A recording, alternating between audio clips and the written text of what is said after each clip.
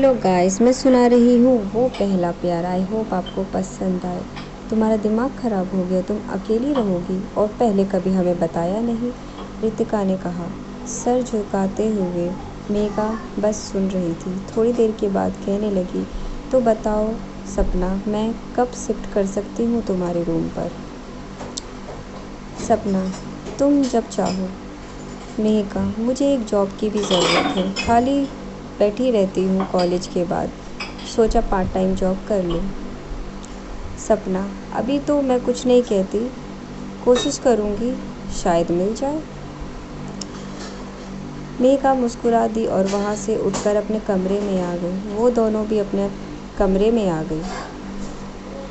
पूजा किताबें खोलकर बैठ गई। रितिका अलमारी सेट करने लगी। वो उन दोनों को देख रही थी और कुछ सोच रही थी।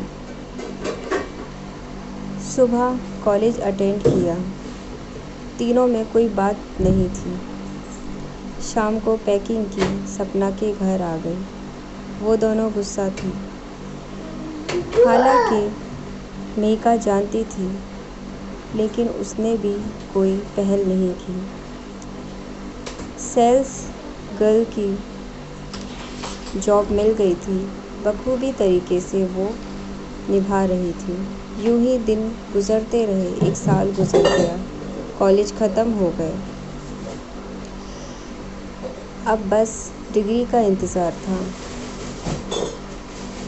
एक जगह अप्लाई किया, स्कूल पर इंटरव्यू के लिए बुलाया और वो पास हो गई।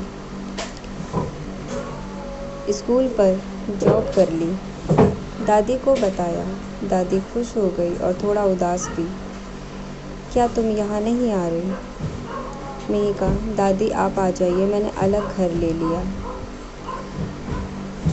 दादी, मैं नहीं आ रही, तुम्हें पढ़ने के लिए भेजा था, तुम आ जाओ। दादी, मैं वहाँ आकर क्या करूँगी, आप आ जाइए, आपका मैं ख्याल बहुत अच्छे से रखूँगी। यूं ही दिन गुजरते रहे। वो याद दिल से गई नहीं। रितिका की शादी हो गई थी, पूजा की एंगेजमेंट, शालिनी की भी शादी हो गई थी, उसको एक बेटा था। यही सोचते सोचते उसकी आँख बड़ी देर से खुली। वो अतीत से बाहर आ गई।